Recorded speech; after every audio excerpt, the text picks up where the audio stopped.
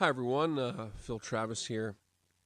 So week 10 of the spring term. For those of you who are graduating, congratulations. For those of you who've taken this class, thank you for taking this class. I've had a great time in this class. You know, I, I think we all are learning things constantly. Um, in all of the classes we take, including myself, and especially this class as we think about important issues in the world today, particularly with Russia and the Ukraine and the United States and NATO and all the things that are happening in that part of the world. I hope the last readings and the whole class gives us a better perspective on some of these things. Any of those students who have taken more than one class from me, I know some of you guys have taken upwards of 3 classes from me. Since the fall term, and it's really been a great year. And I hope we've all, had a great time and learned something. And I hope these presentations have all been really helpful. I enjoy doing these presentations because it's kind of my way of getting to, do a sort of lecture presentation, even though it's in an online class. So I hope it's been really helpful for you guys. I've really enjoyed having all of you guys in my classes. So great year, week 10. Tough it out for just a little bit longer and get that paper done and get that midterm taken, or that final exam taken. It's week 10. And we've all been, probably getting kind of tired with the long kind of run since the end of winter break. But get the final exam done. It's a little bit, in terms of the multiple choice questions, a little bit shorter, and get that paper in. So last presentation, this one is on Gorbachev and the collapse of the Soviet Union. This is the last week, so I'm going to keep it relatively brief, but this is very important. And so going to talk just a little bit about Mikhail Gorbachev and his policies and the ultimate collapse of the Soviet Union, which occurs, of course, in 1991. So Gorbachev, first of all, he was born a Ukrainian peasant farmer boy, actually. Mikhail Gorbachev did a lot of work on collectivized farms. He graduated with a law degree. He was very smart and a very astute individual, but he very much came up through the ranks.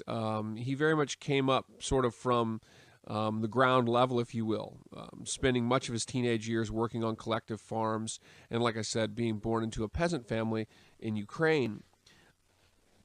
Gorbachev was, as I said, a very, very smart and thinking leader. Gorbachev made his rise through the ranks of the Communist Party in the 1970s. And as you remember from last week's reading from Service, Gorbachev was really one of the only people in the Brezhnev government during the 1970s that could be considered young and a kind of up-and-comer. All the others were, of course, rather nostalgic and older. Not that there's anything wrong with being an older leader, but just that much of Brezhnev's administration was older and not necessarily driven towards reform. Of course, Gorbachev was an example of one who was. And he rose to the ranks during the 1970s and during the early 1980s. During the early 1980s, when Andropov and Chernenko were leading in Russia, Russia was very much beginning to struggle politically in the early 1980s. And when Gorbachev takes power in 1985 as the Congress Party secretary, the Soviet economy was utterly stagnated, and it was largely because of the lack of reform, lack of meaning reforms from the Brezhnev administration or the Brezhnev regime, and also those of the leadership of individuals like Andropov at the beginning of the 1980s. In the beginning of the 1980s, after Brezhnev died, there was a series of weak leaders. Chernenko, Andropov, these leaders were old and in poor health and were not capable of really staying the ship. Well, in 1985, when Gorbachev becomes party secretary, he really begins an intensive campaign to reform the Soviet system. And these were major reforms. Some of them were continuations of ideas presented by Khrushchev. Others were Gorbachev's own. In terms of a cultural thing, Gorbachev hoped to inspire national will through his anti-alcohol campaign. He didn't ban alcohol, but he discouraged it. He made it more difficult to buy. He taxed it more heavily.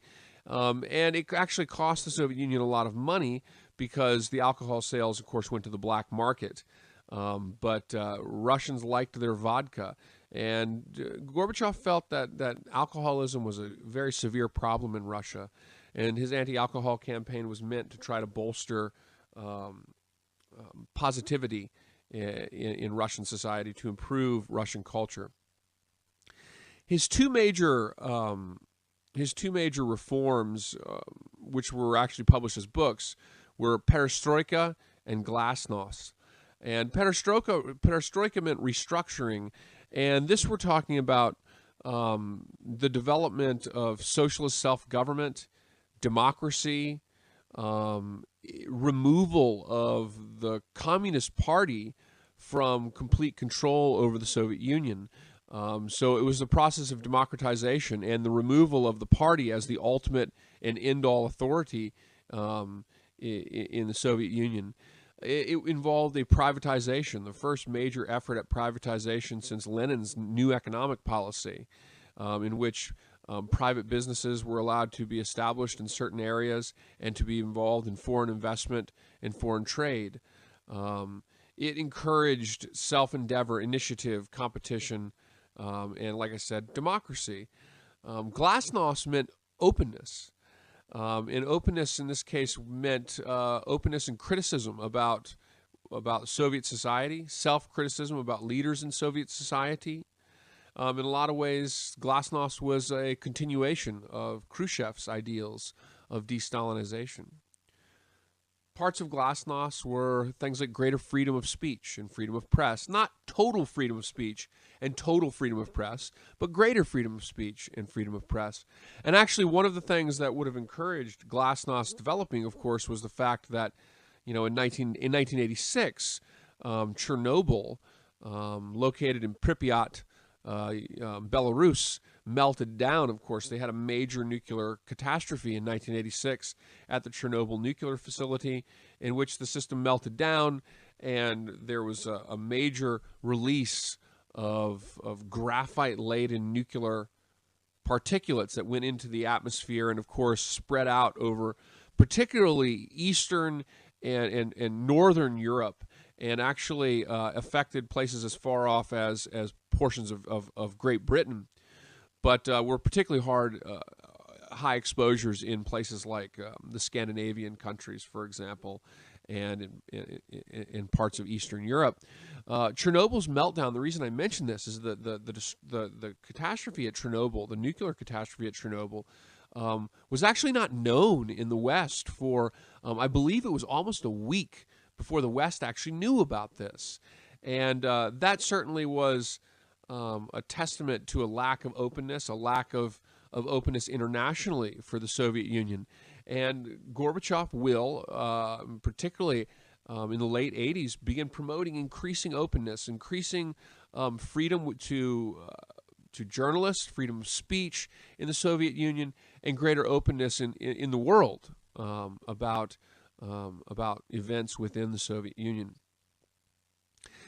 Gorbachev was influenced greatly by Dubček's Socialism with a Human Face. Dubček was the leader, the Czechoslovakian leader of the Prague Spring, the resistance to the Soviet Union in 1968, who had called for socialism with a human face. And Gorbachev had actually been interviewed and asked, what's the difference between your socialist reforms and those that were proposed in Czechoslovakia during the Prague Spring? Of course, the Prague Spring was largely crushed and put down, and really the only result of that period was the separation of the Czech Republic and Slovakia. But Gorbachev said that the difference was 19 years, meaning that effectively he was doing the same thing. He was greatly influenced by that example of reform within within the Warsaw Pact states, within the Soviet Union. Gorbachev became president of the Soviet Union, the first president of the Soviet Union in 1990, and that was a testament to the fact that Gorbachev was trying to change the way things worked in the Soviet Union. Gorbachev was trying to make the Soviet Union more of, he wasn't trying to take it away from being a socialism necessarily, but he was trying to make it less dominated by the Communist Party. And by becoming the president of the Soviet Union, this was effectively an act for him to become, in some respects, a more complete ruler or leader of the Soviet Union, but also one that had moved against complete party authority. So before Gorbachev became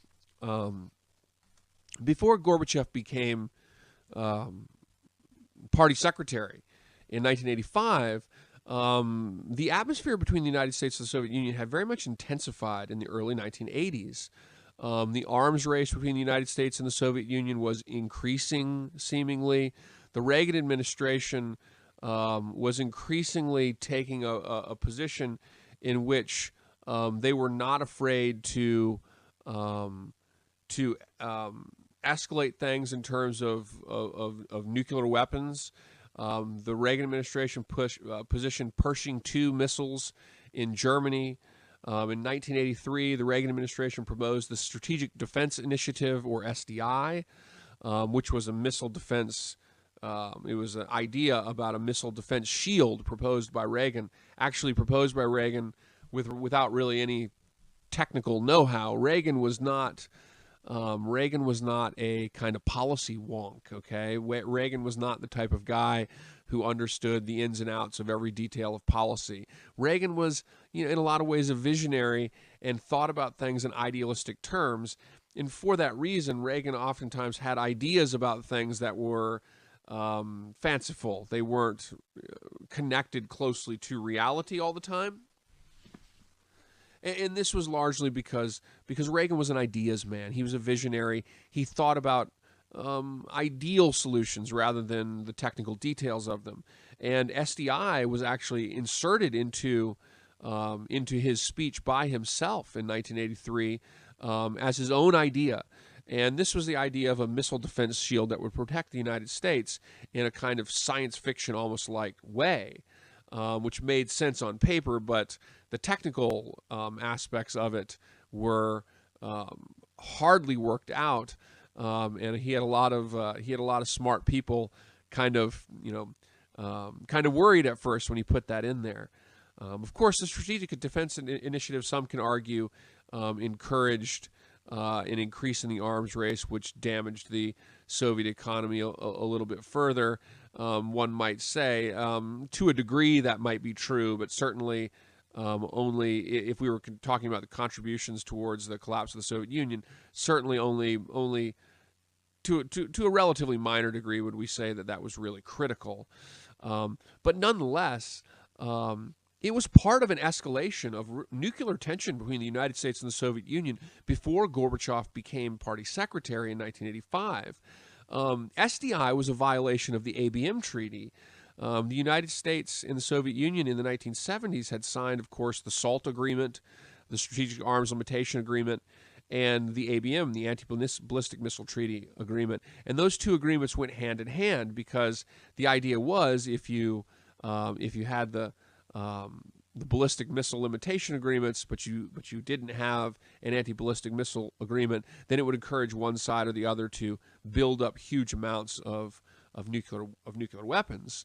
So SDI, very much from the perspective of many in Russia, was the United States basically violating the ABM treaty. The Reagan administration also conducted a very controversial nuclear weapons test in November of 1983 called the Able-Archer test. Able-Archer was basically a first strike nuclear preparedness test. And it really caused for increasing escalation because the Soviet Union intercepted some of the messages. And at first, leaders in the Soviet Union weren't certain that this was just a test. The Soviet Union actually came relatively close to launching a strike on the United States because it thought Able Archer was real. At least that's how some historians have understood this. But regardless, this was a period before Gorbachev became party secretary, a period in which nuclear tensions between the United States and the Soviet Union were on the rise. In the United States, movies like The Day After was watched, or the most watched television air movie in the United States' history.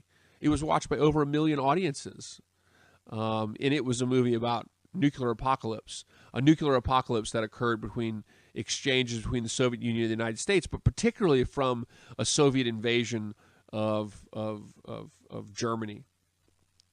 Other movies like Wargames, of course, of course these are American movies. Wargames was another movie that really encapsulated an intense fear in the United States of the threat of nuclear annihilation. As Wargames is a film in which the star of the movie, and I remember this when I was a kid, and I'm blanking on the actor's name, but you would know the actor if you saw the actor. But the star of the movie is a computer hacker, and he hacks into this game, this nuclear weapons game, and nearly launches a full-scale thermonuclear war. Gorbachev was really at the forefront of leading the way in nuclear reductions. Gorbachev was really the one, he was most concerned with intermediate-range nuclear weapons. And when I say intermediate-range nuclear weapons, we're not talking about the weapons that fire from, say, Montana to the other side of the world. Those are intercontinentals. Intermediate nuclear weapons were like the Pershing II missiles that we put in West Germany, or the Soviet SS missiles that were in, the SS-22 missiles that were in the East. These are missiles that were designed for regional theater usage. They were missiles that the Soviet Union and the United States had put literally right on their frontiers and aimed them at each other in massive numbers. Both sides have literally thousands of nuclear weapons. Gorbachev is actually the leader when it comes to taking steps to remove those missiles. And he is the one who really, more than anybody else, takes the first step in saying that the Soviet Union was going to pull its missiles out of East Germany. And, of course, Ronald Reagan and Mikhail Gorbachev, pictured here, signing a very famous agreement, arms agreement. They will together agree to monumental armament reductions and the removal of intermediate-range missiles from the entirety of Europe. And these were absolutely tremendously groundbreaking nuclear agreements that, by the latter period of the 1980s, really ended this kind of fear of nuclear war that had so dominated the first half of the 1980s. Gorbachev also ended the Afghanistan war. He pulled Soviet troops out of Afghanistan and by and large creates a détente with the West and encourages some privatization of the Soviet Union, encourages trade with the West, like private business trade with the West, and actually has figures like Margaret Thatcher in Great Britain saying we can work with Gorbachev, creates a rather cordial and friendly relationship with Ronald Reagan, and even the leader of West Germany. So Gorbachev very much was leading the way in creating a détente with the West, and was at the forefront of helping to end this kind of intense nuclear standoff between the United States and the Soviet Union. The dissolution of the Soviet Union, which occurs really between 1989 and 1991, but most earnestly in 1990 and 91, was really the result of the fact that the Soviet Union, which had almost become forgotten, that the Soviet Union was the result of effectively a land-based empire that had brought huge areas under its control after the end of World War II with the formation of the Warsaw Pact. By the late 80s, the economic reforms really didn't work. There were many areas of the Soviet Union that were effectively on war rationing. And to make it worse is not only did you have increasingly dissatisfaction with economic hardship in countries, democratization and the liberalization of social controls unleashed in a profound nationalist resistance that spread throughout the nations under the control of the Soviet Union, particularly in Lithuania, in the Ukraine, and of course in places like Romania, where the Stalinist leader Ceausescu was ultimately overthrown by riotous mobs. For 3 days, Gorbachev was actually overthrown himself in August of 1991 in a coup, a hardline coup. He was ultimately put back in power, but it was far too late. And the last straw was really when the Ukrainian government voted for independence in 1991, and it was the one of the last to make the move to vote for independence from Russia. And it was a huge step in the establishment of independent nations out of the wake of the collapse of this long-running landed Soviet empire.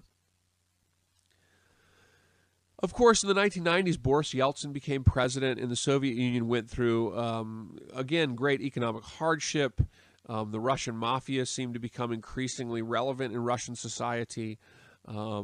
Russia, as a democracy in the 1990s, experienced difficulty with economic stagnation and lack of political strength. And this helped give rise, of course, ultimately to Vladimir Putin. And Vladimir Putin has managed to really maintain his position in power for the long term. Effectively, though he's been prime minister and president, he's president now. Vladimir Putin, of course, Vladimir Putin has effectively been able to maintain himself in power now for about 15 years. Vladimir Putin had a great deal of nostalgia, or has a great deal of nostalgia for the old Soviet Union. Putin's father fought in World War II. He was connected to his grandfather, connected to the revolution. Vladimir Putin was very much. He was ultimately in the KGB. He was very much kind of a part of the Soviet state, and he has testified that he has said that he views the collapse of the Soviet Union as one of the most devastating and terrible catastrophes in terms of geopolitics of the 20th century. And Vladimir Putin certainly has implied through his actions recently that he's very much interested in expanding the influence of Russia, in regaining some of the lost territories and lost prestige of the old Soviet Union, particularly with his annexation of the Crimea, and of course, it seems with activity in eastern Ukraine, or at least alleged activity in eastern Ukraine, in trying to help separatists to potentially increase influence in parts of eastern Ukraine. After the fall of the Soviet Union, too, there were other big problems, and this is an important thing to remember about even the Ukraine.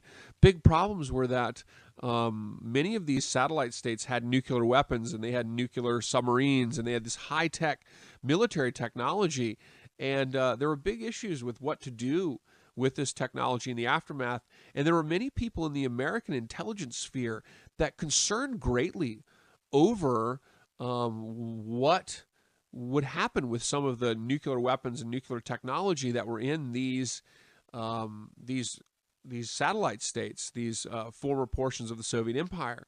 There were stories of nuclear facilities that were lightly guarded, in which scientists were easily bought off, in which soldiers were easily paid off, and there was great fear of nuclear proliferation in the aftermath of the collapse of the Soviet Union. And it were concerns like this that caused George H.W. Bush as president to probably be less than enthusiastic at the news. I don't know if you guys are aware of this, but George H.W. Bush, when told of the news of the final dissolution of the Soviet Union, in which Gorbachev effectively declared that his position as president of the Soviet Union had effectively gone into extinction, and that Russia was now its own state. George H.W. Bush was rather he was not jubilant. He was rather concerned, and that was probably one of the reasons.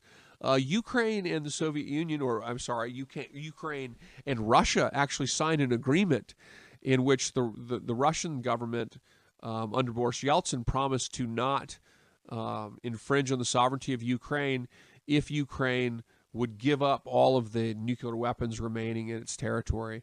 And of course it did that.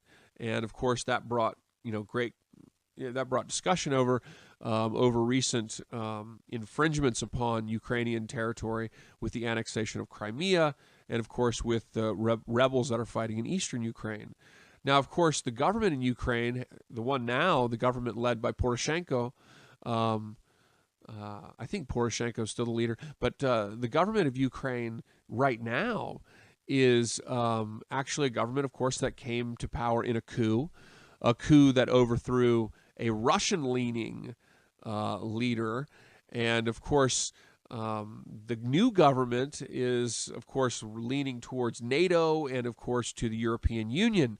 And the European Union and NATO are very interested, of course, in this. And the United States is very interested in having a Western-looking Ukraine. But, of course, Russia very much looks at the situation and says they would very much like an Eastern-looking Ukraine.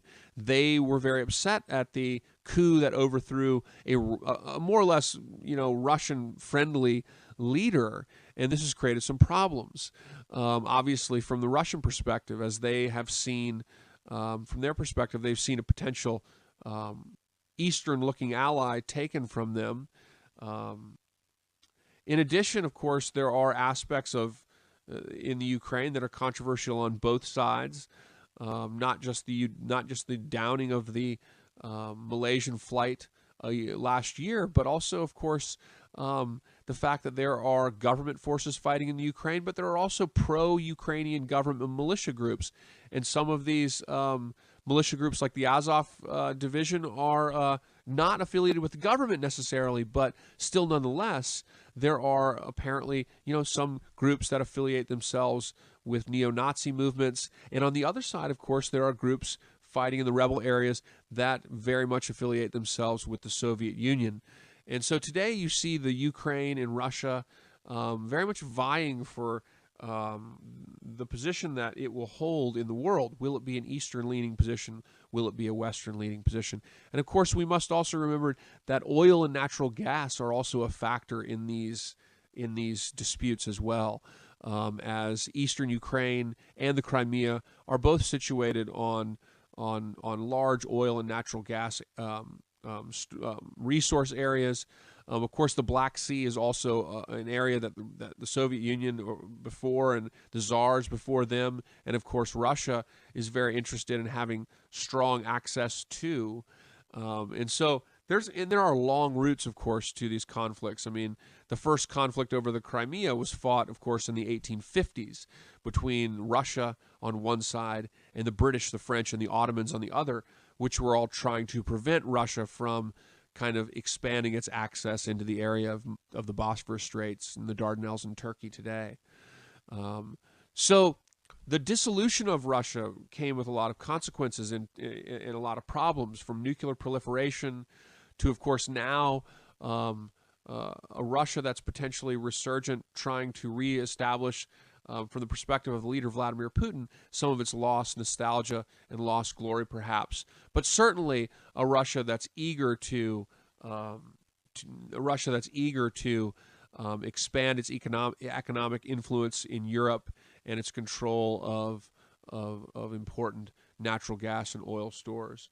So Vladimir Putin very much has a nostalgia for the Soviet Union and is most likely very eager to expand Russia's influence. But with that said, Vladimir Putin is also most likely going to be very, very pragmatic in the decisions that he makes, as he's a very calculating and appears to be a very calculating leader. But right now, of course, Ukraine is a very concerning place, and the current government in Ukraine has effectively said that an open war with Russia is a very distinct possibility. And of course, the roots that, if a conflict like that were to occur. And the roots of the conflict now, for that matter, are, of course, linked to Soviet control of the Ukraine, and, of course, Ukraine's declaration of independence, or its vote for independence in 1991, and of course, now recently Russia's annexation of the Crimea following the coup in February of 2014. So anyway, that's a little background stuff there, just kind of me running my mouth about that. But of course, we're all aware about what's going on in the Ukraine, so hopefully we read the news and we understand what's happening there, as Russia and the West are effectively vying for which direction Ukraine will look, east or west. But these are roots that, again, are located in the history of modern Russia. So I hope, again, the last talk, and it actually went on kind of long, 30 minutes, but I hope that these presentations have been helpful for you guys in this class. I hope for folks who have taken all my classes this year, I hope that these presentations have been very helpful, and I appreciate if they are. I like hearing that they are. If you appreciate these and they've helped you learn in the course, then feel free to let me know. I love hearing that. But anyway, let's have a great rest of the week. If you have any questions about the test or the paper, please let me know, and send me an email if you have any questions. All right, guys.